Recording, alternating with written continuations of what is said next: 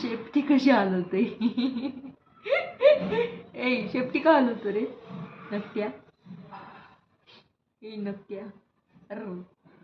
थकलो आम्ही. थकलो की आम्ही. रुसलो का तुम्ही. असं का तोंड केलंय. अडे अडे अडे अडे अडे. रुसली गाडी आमची. रुसली की आमची गाडी. जवळ घेतच नाही, लांब लांब पळत. आम्ही जवळ घेत नाही. मग जवळ घेत नाही म्हणून रुसली गाडी. कसं बघतोय.